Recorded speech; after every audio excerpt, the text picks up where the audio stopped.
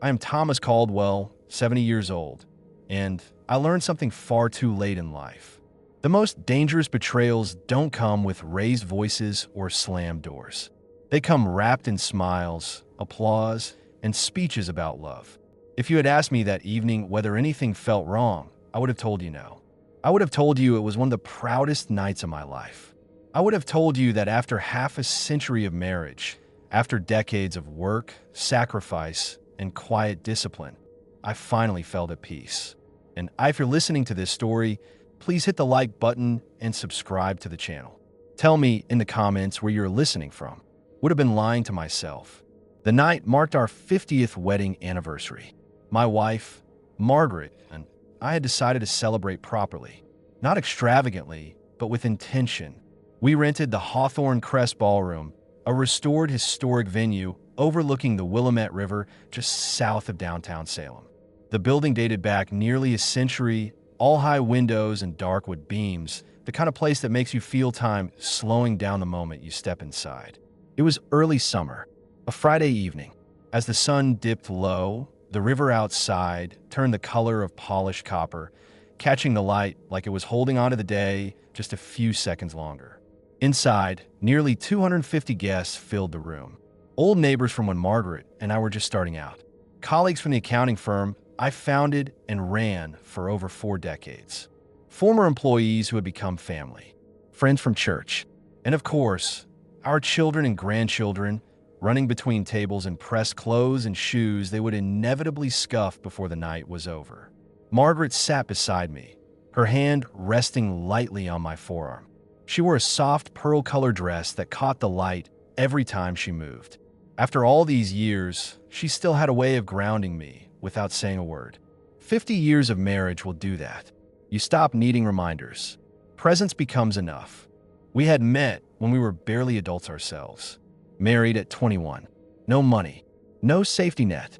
Just stubbornness, faith, and a shared belief that if we worked hard and stayed honest, things would eventually work out. And they had. I spent my life in numbers. In balance sheets, audits, negotiations. I built my accounting firm from a 2-room office into one of the most respected mid-sized firms in the state.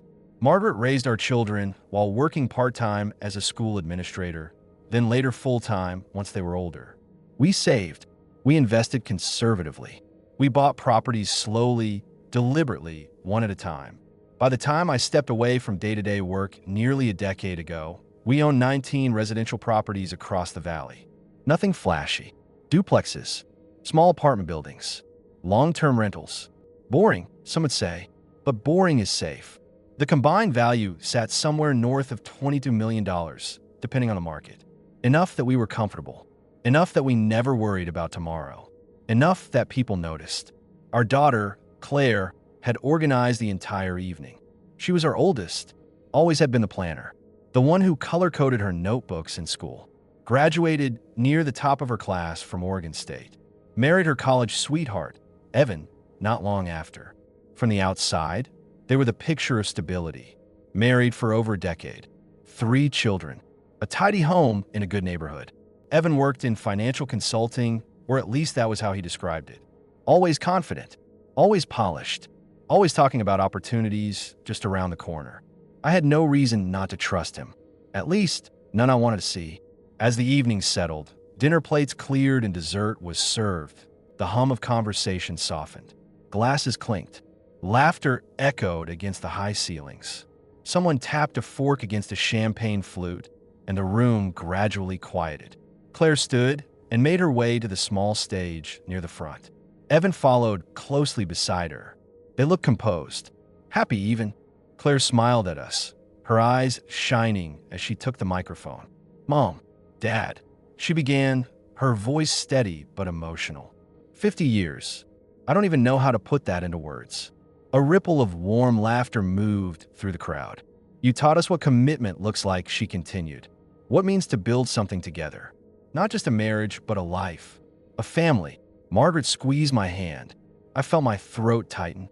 Claire paused, collecting herself. "Evan and I wanted to do something meaningful for you tonight. Something that shows how grateful we are for everything you've done. Not just for us, but for the kids. For all of us."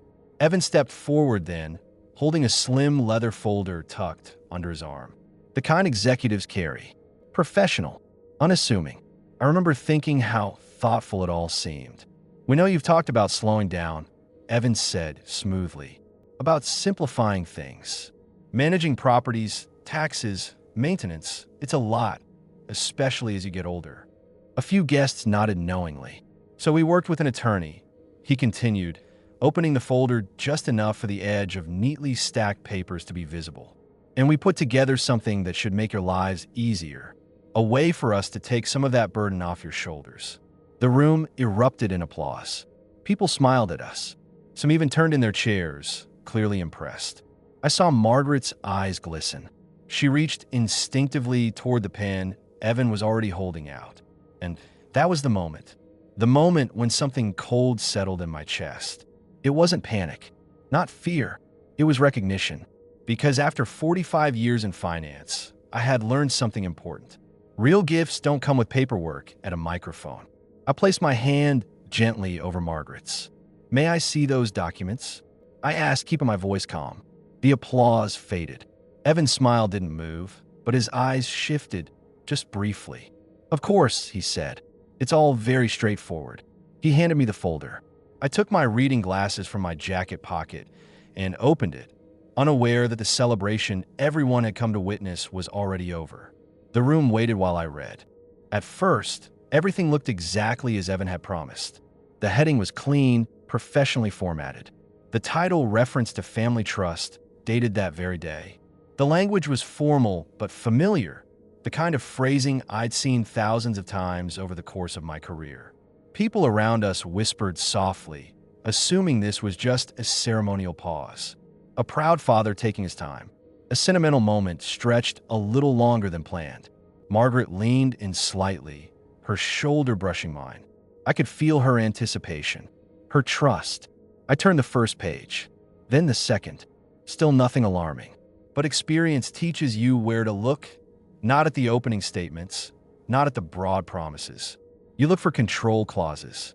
You look for revocation language. You look for what happens after the signature's dry. I flipped ahead. Page 4, page 7, page 11. My fingers tightened around the paper. I slowed my breathing, forcing my face to remain neutral even as my pulse began to climb. Across the table, Evan watched me closely now, his smile fixed, rehearsed. "This is taking longer than I thought," someone murmured nearby with a soft chuckle. I reached the section labeled Transfer of Assets. And there it was. Not management authority, not temporary oversight, not assistance. Ownership. Full, unconditional ownership. My hands did not shake because I was old. They shook because I understood exactly what I was reading. I cleared my throat. "This isn't what you said it was," I said quietly. The hum of conversation dimmed. Claire frowned. "What do you mean?" I looked up, meeting Evan's eyes. His expression had tightened just slightly. "These documents," I continued, a little louder now, "don't transfer management responsibilities. They dissolve our existing trust and move every asset Margaret and I own into a new, irrevocable structure." A few people shifted in their seats. "And the beneficiaries?" I asked, though I already knew the answer. I didn't wait. "You and Claire," I said. "Exclusively." The room fell silent. Margaret's breath caught beside me. "Thomas," she whispered. Claire stared at the pages, then at Evan. "That's not right." "Evan, tell him he's reading it wrong." Evan let out a small laugh. "I think there's been a misunderstanding. Legal language can sound dash. It dissolves our rights entirely," I interrupted. "Once signed, we would no longer have any legal claim to our properties, or our accounts, or our home." Someone near the back gasped. Margaret's hand flew to her mouth. "That's impossible," Claire said, her voice trembling. "You said it was just to help." Evan stepped closer to the table, lowering his voice as if that might contain the damage. "It's for tax efficiency, asset protection. These are standard provisions." "Standard," I echoed. I turned a few more pages, my heart pounding now, not from fear, but from a rising, controlled anger.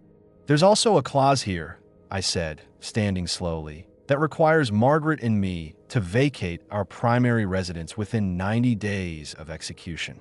A collective intake of breath rippled through the room. Our home, I added, the one we've lived in for over 40 years.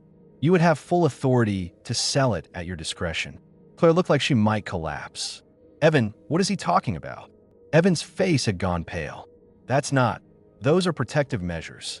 For whom? I asked. I flipped to another page. And here's something else. In the event of marital dissolution between you and Claire, all trust assets remain under your sole control as primary trustee. Whispers erupted. Claire turned fully toward him now, tears spilling freely. You told me this was about helping my parents. Evan said nothing. I didn't stop. And before you say this was drafted by our family attorney, I continued, my voice steady despite the chaos unfolding around us. It wasn't. Head snapped toward me. I spoke with him 2 weeks ago, I said. He had no knowledge of these documents. No involvement whatsoever. That was when Evan's composure finally cracked. You checked behind my back? He snapped. Yes, I said, because something felt wrong. The silence was absolute now.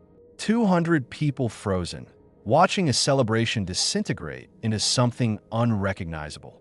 Margaret stood beside me, gripping my arm as if to steady both of us. I didn't want to believe it, I said, softer now, turning briefly to Claire. I hoped I was mistaken. I closed the folder, but I wasn't. For a long moment, no one spoke. You could hear the soft hum of the air conditioning, the clink of a dropped fork somewhere near the back of the room, a child whispering a question that no one answered. 250 people sat frozen, watching a family fracture in real time. Claire's hands trembled as she reached for Evan's sleeve. Tell me this isn't what it looks like, she said. Please. Evan didn't look at her. Instead, he looked at me. And for the first time that evening, there was no charm in his expression. No polish. No warmth. Just calculation struggling to hold its ground. You're blowing this out of proportion, he said finally. You always like control, Thomas. This is just another way to keep it. A murmur rippled through the crowd. I felt something settle in my chest then. Not shock, not sadness. Certainty. You're drowning, I said. His jaw tightened. And you thought we wouldn't notice? I continued. That we'd be too old, too sentimental, too grateful to read past the first page. Claire turned toward him sharply. What is he talking about? Evan exhaled sharply through his nose. This is not the time. This is exactly the time, I said. I reached into the inside pocket of my jacket and pulled out my phone. I hadn't planned to use it that night. I'd hoped I wouldn't need to. But preparation has a way of demanding its moment. I started asking questions after you mentioned this surprise, I said. I didn't accuse. I didn't confront. I verified. I scrolled once, then looked up. Your consulting firm filed for insolvency last fall, I said. You're 3 months behind on your office lease. The vehicle you've been driving is overdue on payments. And that trip you took the kids on over winter break? Paid for on a credit account that's been maxed for weeks. Claire shook her head violently. No, that's not true. I met her eyes. I wish it weren't. Evan took a step toward me, his voice rising. You had no right digging into my finances. I had every right, I replied calmly. You were asking us to sign away everything we own. I glanced down at my phone again. There's more, I said. You took out a personal loan against Claire's car less than a month ago. Claire let out a broken sound. Evan, he didn't answer her. You're buried, I said, and you saw our assets as a solution. That's enough, he snapped. But I didn't stop. You plan to transfer ownership, liquidate the properties, and move the funds into accounts beyond Claire's reach, I said. Then you would have filed for divorce. The clause you included made sure she'd get nothing. Gasps echoed around the room. Claire stumbled back in her chair as if her legs had given out beneath her. Tears streamed freely now, streaking her makeup. You told me this was about helping my parents, she sobbed. You swore. Evan's face flushed deep red. You don't understand what it's like, he shouted. Everything was falling apart. I stepped forward, meeting him eye to eye. We offered help, I said quietly. Multiple times. Loans. Partnerships. Support. You refused everyone. That wasn't enough, he yelled. You sit on millions while we struggle. You travel. You relax. You play the wise patriarch while my family suffocates. How much would have been enough? I asked. Our home? Our dignity? Our future. His hands clenched into fists. The room felt smaller now, tighter. People leaned forward instinctively, as if watching something they knew they shouldn't look away from. "You think you're better than me," Evan snarled. "You always have." "I think you're desperate," I said. "And desperate people make dangerous choices." That was when he lunged. I had expected it. Anger always reveals itself eventually. I stepped aside as he stumbled into the edge of the table, sending glasses crashing to the floor. Champagne spilled like shattered nerves. Claire screamed. Children cried. Two of my former partners stood instantly, moving between us as venue security rushed in. "Get him out," I said, pointing. "Now." Evan shouted obscenities as they escorted him toward the exit, his voice echoing through the hall until the doors slammed shut behind him. And just like that, the celebration was over. The room emptied slowly, not all at once, not dramatically. People lingered, unsure of what to do with themselves now that the story they'd come to celebrate had turned into something none of us wanted remembered. Some approached quietly, offering handshakes, murmured words of support. Others avoided eye contact altogether, as if looking at us might make them complicit in what they'd witnessed. Within half an hour, the Hawthorne Crest ballroom felt cavernous. Tables half cleared, chairs pushed back at odd angles. A few abandoned gift bags sat untouched near the wall, bright wrapping paper mocking the night's unraveling. Margaret sank into her chair, suddenly looking every one of her years. She hadn't said much since Evan was removed, but her silence carried more weight than any accusation. Claire sat several feet away, folded in on herself, her hands covering her face as sobs racked her body. Our grandchildren huddled near her, confused and frightened, asking questions no one could answer yet. I stood there, feeling the strange duality of it all, relief tangled tightly with grief. When the last guest finally left and the doors closed behind them, it was just us. Family. What remained of it? "I'm sorry," I said softly, walking toward Claire. "I'm so sorry you had to find out this way." She looked up at me then, her eyes swollen and red. "How long?" she asked. I hesitated. "How long have you known?" She pressed, her voice breaking. 3 weeks, I admitted. Maybe a little more. Her face crumpled. "You knew, and you let me stand up there? Let me plan all of this?" The question wasn't accusatory. It was wounded. "I hope I was wrong," I said. "I wanted proof before I destroyed your marriage on suspicion alone." She let out a hollow laugh. "Destroyed?" Margaret moved closer, kneeling beside her daughter and wrapping her arms around her. "Sweetheart," she whispered, "none of this is your fault." Claire shook her head. "I brought him into this family. I trusted him. So did we," I said. "That doesn't make you responsible for his choices." For a long time, we just sat there. The silence wasn't empty. It was heavy, filled with things we didn't yet know how to say. Eventually, venue staff returned quietly to ask if we needed help gathering our things. I nodded, too tired to argue. That night ended not with music or laughter, but with car doors closing softly in the parking lot, the river outside reflecting a moon that felt far too indifferent. The days that followed were worse. Claire filed for separation almost immediately. Evan responded with threats, accusations, claims that I had manipulated the situation, that I had twisted legal language to humiliate him publicly. He hired an aggressive attorney within days. So did we. I had spent my career preparing financial cases, audits, disputes. I knew how documentation worked. I knew how patterns revealed themselves when you looked long enough. We subpoenaed everything: bank statements, credit accounts, business filings, loan agreements, emails. What emerged was uglier than I had imagined. Evan owed well over $300,000. He had borrowed against future income that never materialized. He had moved money between accounts to conceal losses. He had even siphoned funds from a business partner before the firm collapsed, triggering litigation that he never mentioned to Claire. The most damning discovery came from his personal laptop, which Claire voluntarily turned over. Inside a draft folder were earlier versions of the trust documents, margin notes, handwritten edits. One line stood out, burned into my memory. "Ensure dissolution leaves assets under sole trustee." There was no misunderstanding, no accident. No good intention gone wrong. It had been a plan from the beginning. Claire wept when she saw it. Not loud, uncontrollable sobs, but the quiet kind that come when something finally breaks clean through your heart. "I loved him," she whispered. "I know," Margaret said, holding her. The divorce proceedings dragged on for months. Evan contested everything, claimed emotional abuse, claimed coercion, claimed I had poisoned Claire against him. But facts do not bend for anger. The judge saw through it. Claire was awarded full custody. Evan was granted supervised visitation, which he never used. And when the district attorney reviewed the evidence, they saw something else entirely. Fraud, elder financial abuse, attempted theft.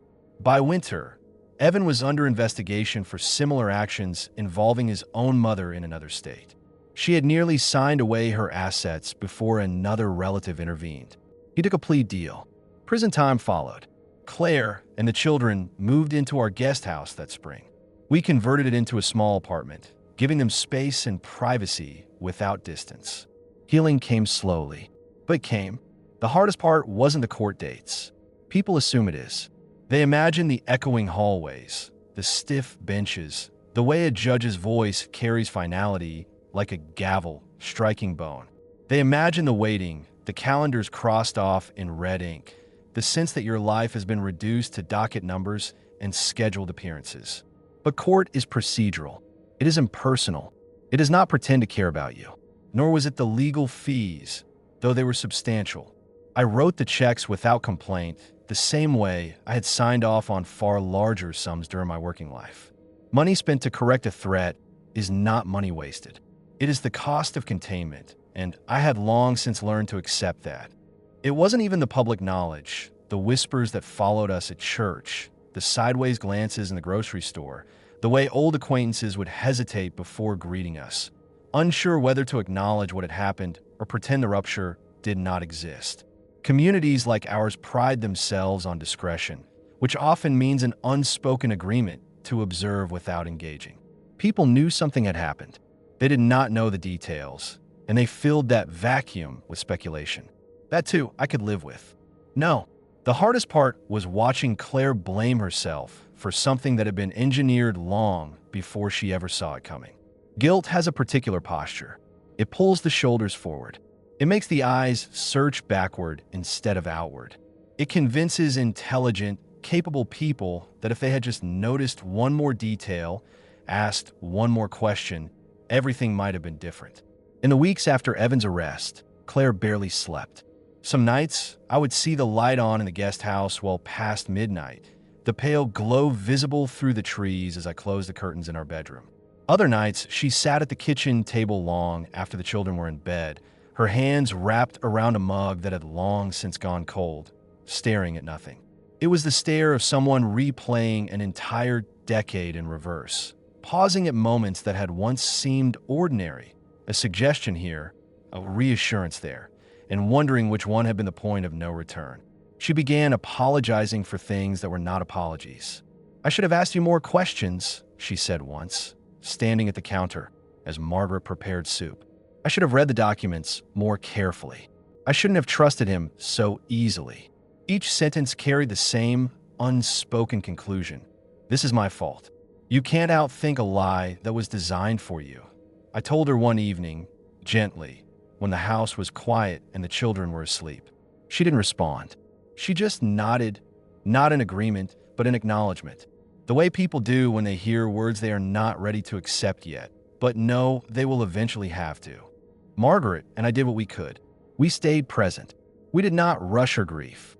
We did not offer platitudes disguised as wisdom. We did not tell her everything would be fine, because at that point, we did not know that it would be.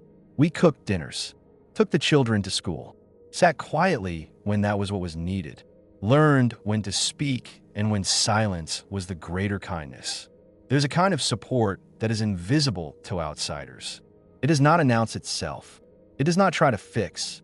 It simply holds space and refuses to leave. Eventually, Claire agreed to speak with a counselor. Then another. Progress did not arrive dramatically. There were no breakthroughs that could be marked on a calendar. But slowly, almost imperceptibly, the fog began to lift. She slept through the night. She laughed once, startled by the sound of it. She stopped apologizing for things that did not belong to her. At the same time, we rebuilt our estate plan properly this time. Every document was reviewed by multiple attorneys. No shortcuts, no assumptions. Layers of protection that acknowledged not just legal risk, but human fallibility. Safeguards for the children's future. Education trusts fully funded. Distribution timelines tied not to age alone, but to stability and circumstance. Money, when handled correctly, is not power, it is responsibility.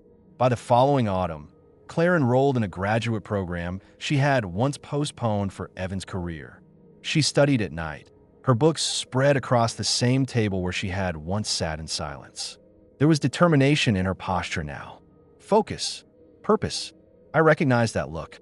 It was the same one Margaret had worn decades earlier, when life had demanded strength instead of comfort, and she had risen to meet it without asking permission.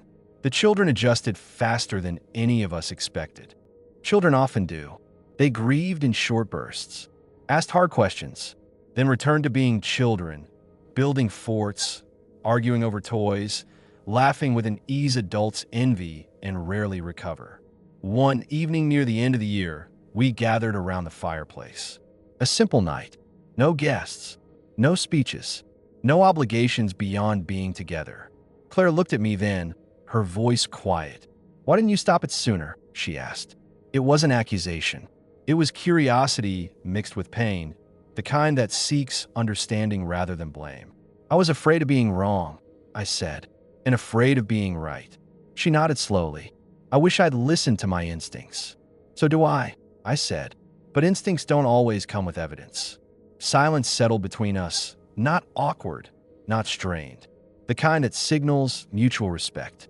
That night, after everyone had gone to bed, Margaret lay beside me, her breathing steady. I stared at the ceiling, thinking about that anniversary night, about how close we had come to losing not just our assets, but our sense of safety. Sometimes love demands confrontation. Sometimes protection looks like cruelty from the outside. And sometimes doing the right thing means accepting that you will be misunderstood. Our 50th anniversary will never be remembered for its speeches or its champagne. It will be remembered as the night our family was tested and survived. A year later, we celebrated our 51st quietly. A home-cooked meal, laughter from the kids, no surprises, just truth. And that, I've learned, is the only foundation worth building on. People still ask me about that night. Not directly, rarely with words sharp enough to demand an answer. Instead, the question arrives indirectly, padded by politeness and softened by time. It hides inside pauses, inside half-finished sentences, inside the careful way someone will glance at my wedding ring before speaking. "That must have been hard," they'll say. Or, "I can't imagine being in your position." What they mean is something else. They are asking whether I went too far. They are asking whether humiliating my son-in-law in front of hundreds of people was necessary. Whether I could have handled it quietly, privately, behind closed doors like decent people are supposed to do. Whether I should have pulled him aside. Whether I should have warned Claire earlier. Whether I should have protected her feelings instead of the truth. They want to know if, in retrospect, I would do it differently.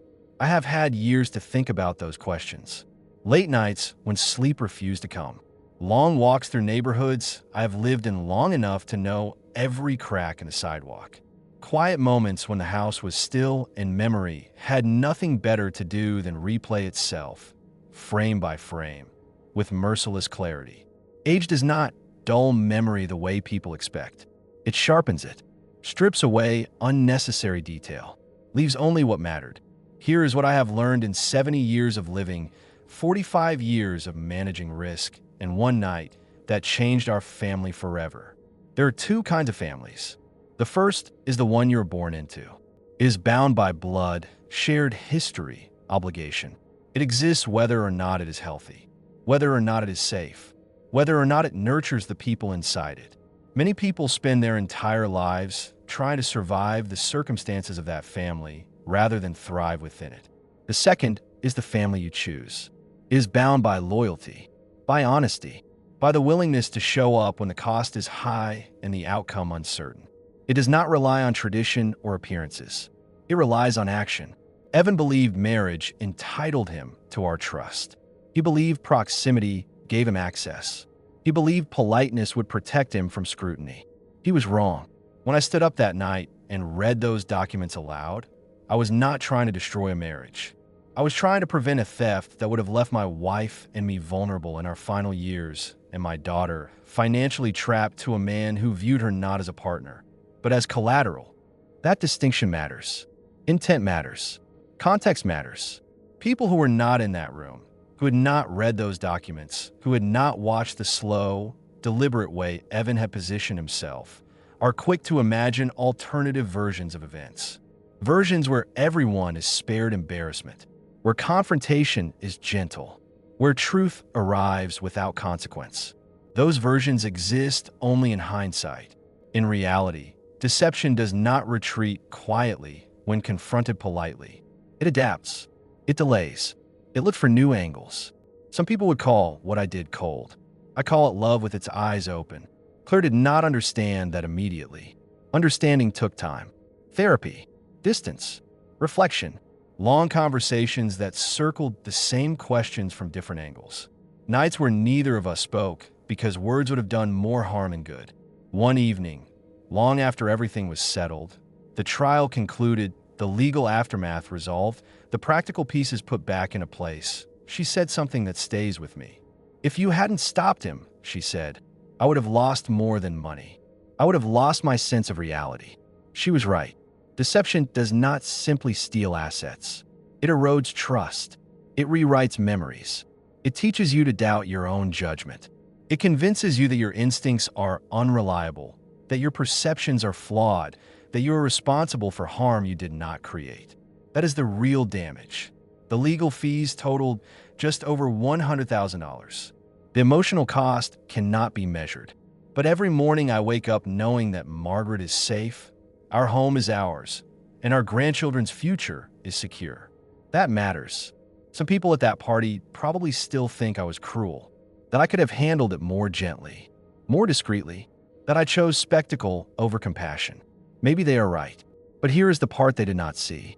They did not see the version of the future where we signed those papers, where Margaret and I were forced to leave our home because the equity had been quietly transferred, parceled out under language we trusted too much and read too little, where Claire was divorced and financially powerless, bound by agreements she never fully understood to a man who had already planned his exit, where Evan disappeared with everything we spent our lives building, protected by legality and insulated by distance.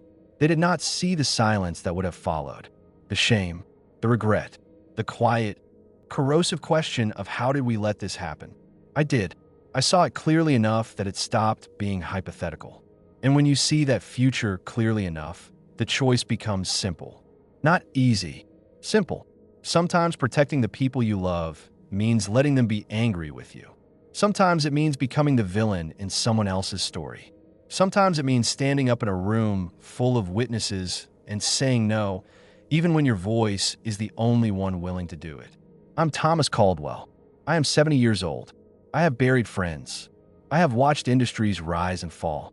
I have signed documents that moved numbers most people will never see and made decisions that affected thousands of livelihoods. But nothing I have ever done required more moral clarity than the moment I stood up on my 50th wedding anniversary and chose truth over comfort, protection over pride, my family's future over a lie dressed up as generosity. I would make that choice again. Every single time. There are questions people rarely ask out loud. They hover instead, suspended in the spaces between sentences, in the brief hesitation before someone changes the subject, in the polite smile that arrives a fraction of a second too late, in the way a conversation drifts elsewhere just as it approaches something real, like a hand pulling back from a hot surface just before contact. I learned to recognize those moments. They came at dinners, at funerals, at weddings where people remembered my anniversary date and invisibly recalibrated what they were about to say. They came from friends, colleagues, distant relatives, Even strangers who knew just enough of the story to feel entitled to curiosity, but restrained enough to pretend they were asking something else. Questions like, did your daughter ever forgive you? Do you regret how publicly happened? Did it change the way you see people forever? No one asked those directly. They asked instead about Claire's work, about the children, about whether Margaret and I were traveling much these days. The questions were there, folded neatly beneath the surface, waiting to be acknowledged or ignored. The truth is, some questions do not need answers. They need time. Forgiveness, I learned, is not an event. It does not arrive cleanly, fully formed, like a verdict read aloud and entered into record. It is not a single conversation or a single apology or even a single moment of understanding. It comes in increments, in glances that last a little longer than before, in conversations that do not end abruptly, in laughter that is not immediately followed by silence, in trust tentatively extended, then withdrawn, then extended again. Claire did not forgive me all at once. For a long time after the trial ended, she kept a careful distance, not physical, but emotional. She came to dinner. She brought the children over on weekends. She answered my calls. She asked for advice about practical matters. But something essential remained guarded. She spoke carefully, as if every sentence had to be weighed before being released. She did not raise her voice. She did not accuse. But she also did not lean in the way she once had, as if some internal calculation was still running, still unresolved. She loved me. I knew that. Love does not disappear overnight. But love and understanding are not the same thing. Understanding requires integration, the slow, often painful process of fitting new truths into an old story without tearing the whole thing apart. It demands that you revisit memories you once trusted and hold them up to the light again, knowing they may not survive the scrutiny unchanged. That process is exhausting, and it cannot be rushed. There were moments when I thought forgiveness had arrived. A phone call that lingered longer than necessary. A spontaneous visit. A joke made at my expense, delivered lightly, without edge. Each time, I allowed myself a cautious hope, only to watch it recede again when the distance returned. I learned to stop measuring progress. Some wounds close best when you stop touching them to see if they still hurt. One afternoon, months later, we sat together on the back porch while the children played in the yard. It was early autumn, that brief window when the air sharpens but has not yet turned cold. Leaves drifted down from the trees, collecting near the fence line in uneven piles. The sunlight filtered through branches that were only beginning to thin, casting shadows that moved slowly across the porch floor. Claire sat with her legs tucked beneath her, a mug cradled in both hands. She watched the children with half her attention, her gaze tracking them automatically, the way parents do, while the rest of her seemed occupied elsewhere. I said nothing. Silence had become a language between us, and I had learned to listen for what it contained rather than rushing to fill it. You know what hurts the most? She asked quietly. I did not answer right away. Questions like that deserve space. They are not invitations to respond quickly. They are confessions offered tentatively, waiting to see if they will be handled with care. Realizing that the man I married never existed, she said. That everything I built my adult life around was a performance. There it was. Not anger. Not blame. Grief.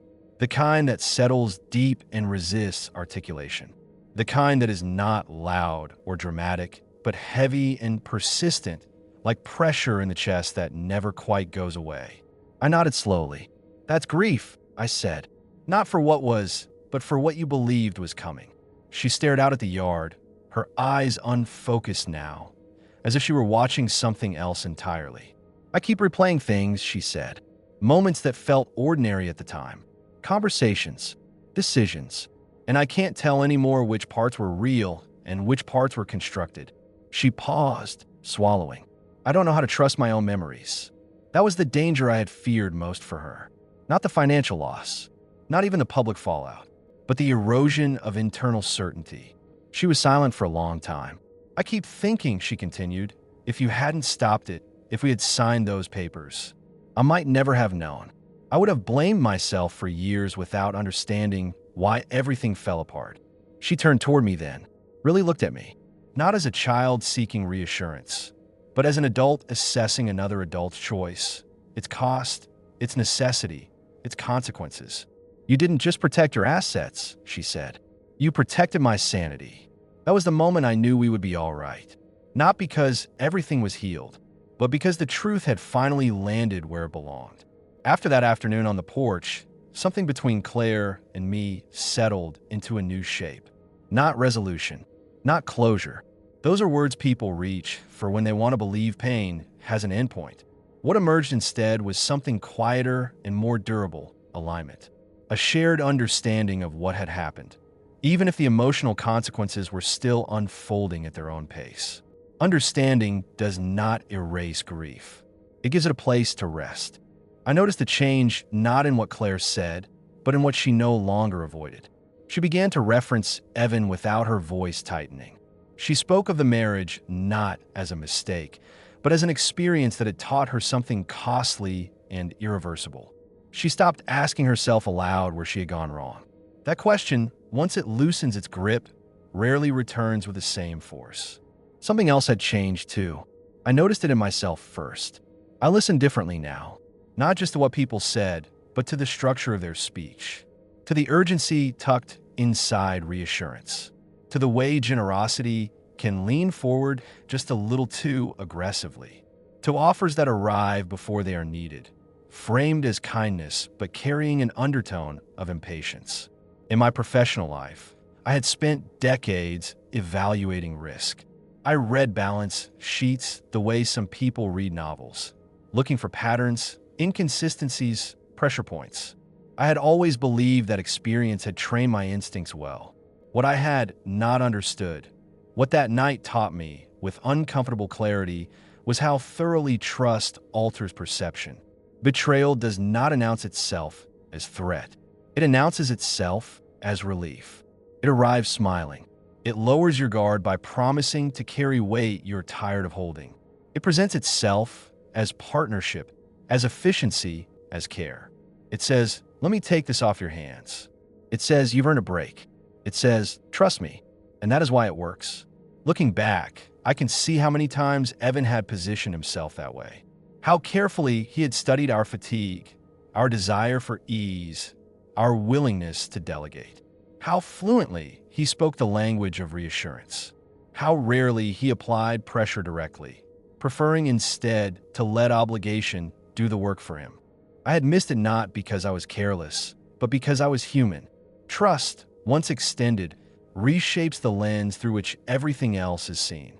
Margaret and I talked often in those months, sometimes late into the night, sometimes in fragments exchanged over breakfast or during long drives. We talked about how close we had come to losing everything, not just materially, emotionally, relationally, existentially. Trust, once fractured, does not simply return to its original form. It reforms differently, stronger in some places, brittle in others. The fracture lines never fully disappear, but they can become points of reinforcement rather than weakness, if acknowledged honestly. One evening, long after the house had gone quiet, we sat together in the living room. The lights were low. The children's rooms were dark. Outside, the wind moved through the trees with a sound that was almost rhythmic. Margaret broke the silence. "If you had stayed quiet," she said, her voice calm, reflective, "you would have protected the peace of that room. I waited, but you would have destroyed the peace of our lives." She was right. That distinction between momentary peace and enduring peace had become one of the clearest lessons of my later years. Peace built on silence is temporary. It requires constant maintenance, continuous suppression, a willingness to look away when something feels wrong but inconvenient. Peace built on truth lasts. It may arrive violently. It may cost you relationships, reputation, comfort. But once established, it does not require lies to sustain it. The world prefers the first. Families survive on the second. That realization altered the way I answered those unasked questions. Did my daughter forgive me? Yes, but not all at once and not without cost. Forgiveness, I learned, is not an absolution granted to the person who caused pain. It is a reclamation of agency by the person who endured it. Do I regret how publicly it happened?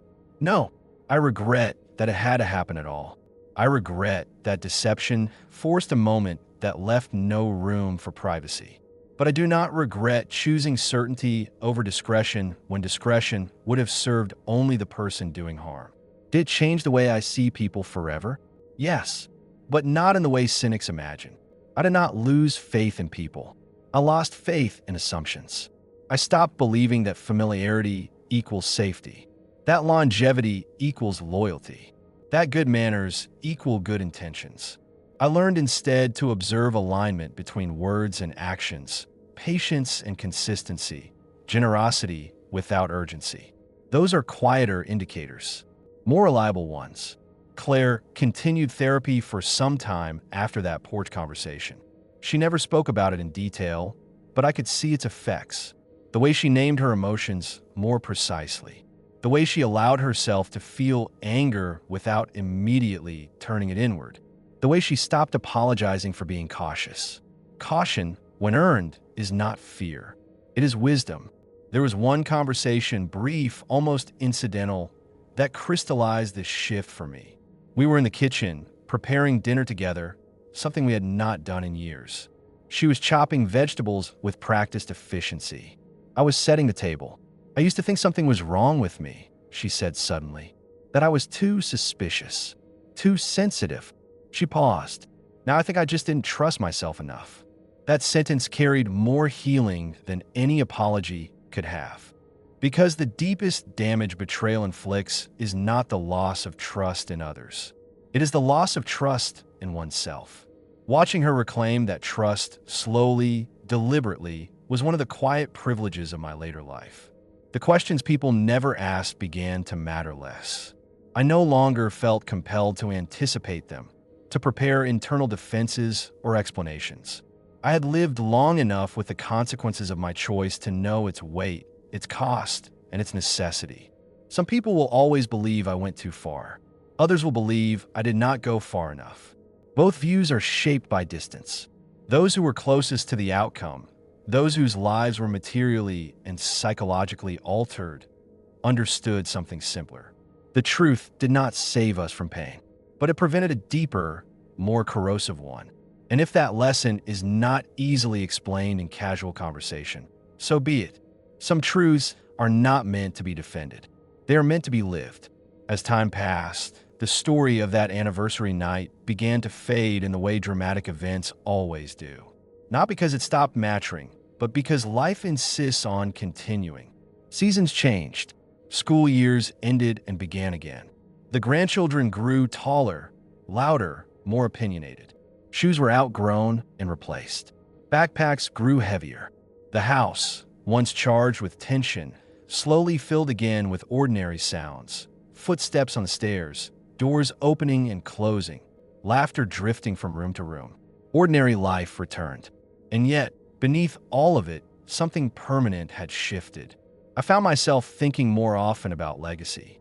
Not the version people usually mean when they speak about money or property or the careful distribution of assets. I had spent a lifetime around those conversations. They are precise, measurable, and ultimately insufficient. I was thinking about the quieter kind. The things that endure long after documents are signed and accounts are closed. What do children actually inherit? They inherit stories. They inherit patterns.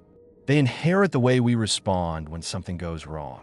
They watch how adults handle discomfort, how we speak when the truth is inconvenient, how we choose between harmony and honesty when we cannot have both. One afternoon, my oldest grandson asked me why his father did not live with him anymore. He was young enough that the question held no accusation, no bitterness, just curiosity, the straightforward, kind children bring to truths adults tend to circle carefully. We were sitting on the living room floor, a puzzle spread between us. He fit a piece in a place, studying the picture as if the answer might be hiding there. I considered giving him a softened version, something vague and harmless, something designed to postpone understanding rather than invite it. Instead, I told him this. Sometimes, I said, grown-ups make choices that hurt people. And when that happens, The most important thing is to stop the hurt from continuing." He nodded, satisfied. Children often are when you do not lie to them. That moment stayed with me, because that was what that night had really been about. Not punishment, not revenge, not humiliation. Containment. Stopping harm before it spread any further. I realized then that much of my professional life had been spent doing exactly that. Identifying risk, isolating it, preventing it from cascading into something unmanageable.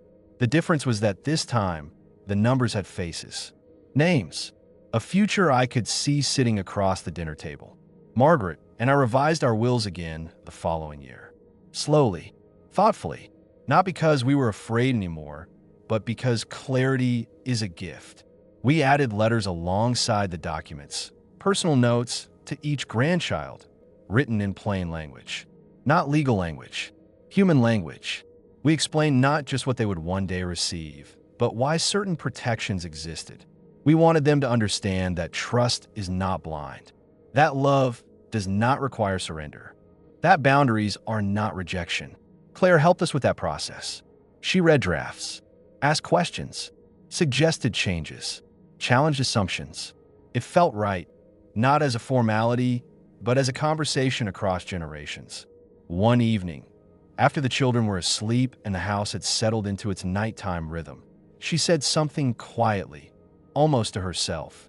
"I used to think love meant never questioning someone," she said. "Now I think it means caring enough to ask hard questions." I smiled. "That's wisdom," I said, "and it usually costs something." She did not argue. The story of Evan did not define her. It refined her. She chose differently afterward. Slower, more intentionally, with eyes open, and that, more than anything else, felt like redemption. As for me, I stopped worrying so much about how I was perceived. Reputation is fragile. Integrity is not. There will always be people who believe I should have handled things privately, more gently, more quietly. I accept that, but I also know this. Silence would have taught my grandchildren the wrong lesson. It would have taught them that peace is more important than truth. That comfort outweighs courage. That problems disappear if you do not name them. I could not pass that down. What I wanted them to inherit was simpler and far more valuable. The knowledge that love protects, that truth matters, and that sometimes the bravest thing you could do for your family is stand up when it would be easier, far easier, to sit down.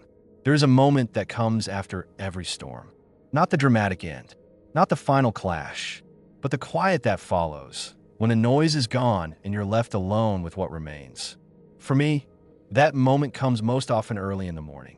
I wake before the house stirs, before the grandchildren's footsteps begin racing down the hallway, before coffee brews and the day announces itself. I sit at the kitchen table, the same one Margaret and I bought decades ago, and I think about how easily everything could have gone another way. If I hadn't asked to see the papers, if I hadn't trusted my instincts, if I had decided that peace was worth more than clarity. Those small choices are rarely celebrated. No one applauds caution. No one thanks you for slowing things down when everyone else wants a moment to feel good. But those choices shape lives. I think back to the look on Claire's face when she asked how long I had known. The hurt in that question stays with me. It always will. Protecting someone does not spare you from the weight of their pain. It only ensures the pain does not become permanent. Margaret once told me that marriage is less about grand gestures and more about quiet vigilance, about watching the edges, about stepping in when something threatens what you've built together. That night, I wasn't acting as a lawyer or a businessman.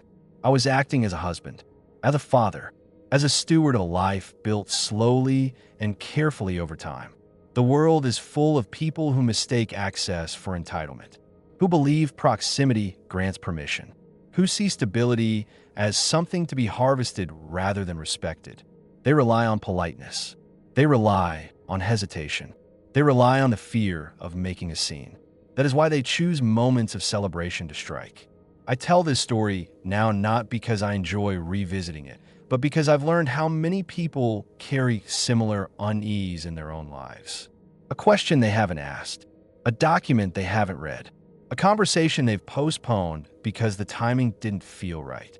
Timing is rarely right when truth is involved. But truth has a way of demanding attention eventually. And the longer you delay, the higher the cost. Our family is smaller now, but it is stronger, lighter, more honest. The laughter that fills our home isn't forced. It isn't pretending nothing happened. It's rooted in the knowledge that we faced something difficult and came through it together. That matters more than appearances. If there is one thing I hope people understand when they hear this story, it's this. Love is not passive. Trust is not blind. And protection is not always gentle. Sometimes it is firm. Sometimes it is uncomfortable. Sometimes it is public. But when it is done with clarity and conviction, it preserves what truly matters. I'm Thomas Caldwell. I'm 70 years old. I have lived long enough to know that the choices you regret most are rarely the loud ones. They're the quiet moments when you stayed silent and hoped for the best. On the night of my 50th wedding anniversary, I chose not to hope. I chose to act. And every morning since, when I sit at that kitchen table and listen to my family wake up around me, I know it was the right choice.